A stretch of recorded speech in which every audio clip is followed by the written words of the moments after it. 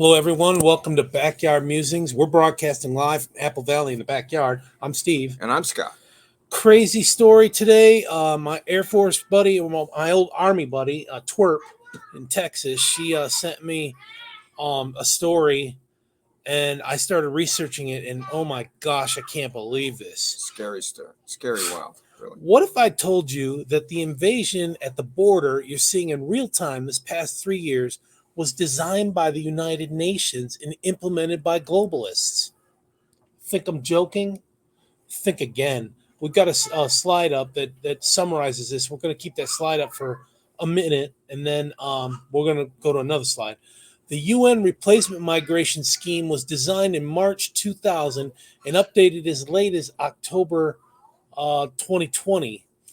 Globalists, mainly socialists, have been implementing this as leaders favorable to the scheme take office in developed countries around the world. So this is very patient, 20 years in the making to put the leaders in place to make this work.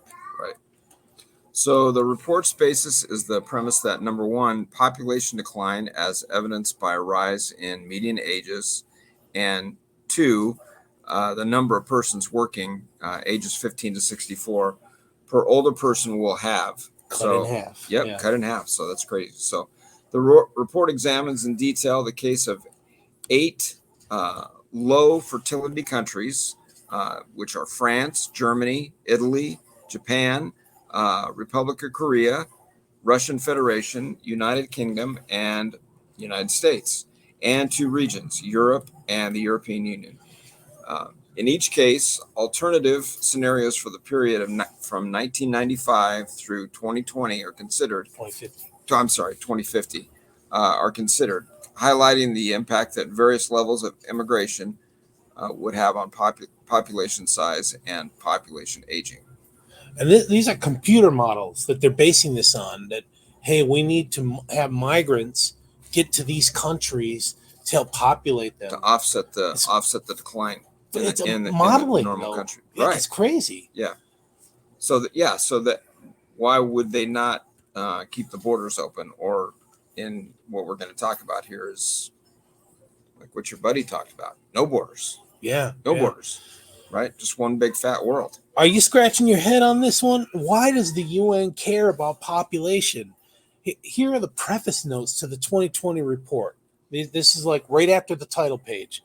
1, the designations employed and the presentation of material in this publication do not imply the expression of any opinion whatsoever on the part of the Secretariat of the United Nations concerning the legal status of any country. So they don't care about your status, right? City or area or of its authorities, elected government officials, or concerning the delimitation of its frontiers and boundaries. They don't care about boundaries. No borders. No borders. No borders. Yeah. This is a UN report. Yeah. Crazy. So the term country, as used in the text of this publication, also refers as appropriate to territories or areas. Globalists don't care about countries or borders. And I mean, we're seeing that here, right? I mean, we have basically limited control right now of our border. People are sneaking in. An invasion. They're getting in. They're being flown in. Paris. Right? There's no-go zones. Sharia law. You don't go London. there. I mean, England, right? Germany. Germany's crazy. Yeah. Right? Hungary put a stop to it. Let's go to the next slide here. So we can show you the URLs where you can look at this yourself. There we go. You can look at this for yourself. Okay. So here's the end goal of the globalists is opined by Martin Willers from Median as globalist website. He's a crazy globalist, man. Nut job. Yeah, this guy's thinks differently than these than things you and are altruistic. Listen to them. I mean, they sound great, but it's one word that makes it crumble. Yeah. So first one is no poverty, which sounds good, right? Sounds great. End poverty in all its forms everywhere. Love to have that. Yep. Zero hunger. End hunger, achieve food security, and improve nutrition and promote sustainable agriculture. Love it. Yep. Great. Yeah. Good health and well-being. Of course, we all want that, right? Yeah. Ensure healthy lives and promote well-being for all at all ages. Quality education. ensure inclusive and equitable quality education, and promote lifelong learning opportunities for all. That equitable makes the whole thing crumble. And how do you do that? I mean, some people are going to want to learn, and some people are not going to want to Yeah. learn. So some people just want to turn wrenches, and show by, show me how to do it, and I'll turn the wrenches. Exactly. So what are you going to do? Are you going to slow down the learning capability of somebody that's overachieving to maybe balance it out? I mean, that's nuts. So it doesn't make sense. Yeah. This one, gender equality. Achieve gender equality, empower all women and girls. I'd like that. I mean, if everybody's equal, they're smart, we're smart. Merit. I think we have that, right? I mean, I mean, I've worked for female bosses before. It's all good. I've had female bosses that weren't good, and I've had male bosses that weren't good. But I've had some that are good on both sides. So I don't know. I mean, forcing that or I don't know. I mean, it sounds good. Again, like all these points do. It should naturally happen. Quality of work, right? Merit based. Like you said, it shouldn't be forced. Should not be forced. Right.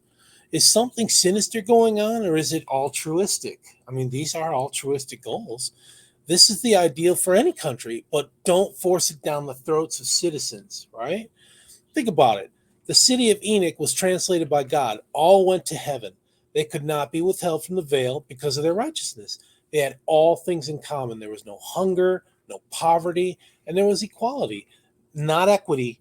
They lived the law of consecration. It cannot be forced on any person or society. The people must choose this way, and usually for righteous reasons. Absolutely. It's got to be done for the right reason. So very alarming. We found this, and now it makes sense. The Biden idiocracy inviting, giving them incentives to cross the border makes sense. Right. And as we talked about, it's not just people from countries south of our border. It's everywhere. Haiti, they're coming China, in. Yeah, they're coming in. They brought in Afghans on the right. Yeah. So on the evac. Yeah. And we're looking at us, but Germany, France, crazy. I wouldn't think that Korea is just so densely packed. I've been there. They're piled on top of each other. I don't think that. I think it's Europe in general, with the exception of a few countries, right? Yeah. That have just said, "Hey, it's not happening here. We're closing our borders." So Hungary too. Right. They stopped it in its tracks. Right. Yeah. So. And they've taken some hits for that, right? I mean, from other countries. Oh yeah, saying, you're racist. Yeah. The globalists trying to shame them into letting migrants in. Yeah, it's not right. I mean, why do they care about our population or Hungary's? You were talking earlier. You said power and money. Power and money, yeah. The UN. I think that's their that's what they want. Their outcome is for power and money. Maybe this is the way for the Antichrist to come to power, and usher in, Armageddon. I don't know. Scary, like I said, wild, scary stuff here. Yeah. All right. Thanks for joining us. Twerp in Texas, thank you for sending this information. We really appreciate it. And good stuff. If you get out of here. If you got any more information that you want to send us, comments or whatever, just we love it. We love the comments. Absolutely. All right. You guys have a great day. Thank you. Bye. Thanks. Bye. I gotta wave. Hey, you did your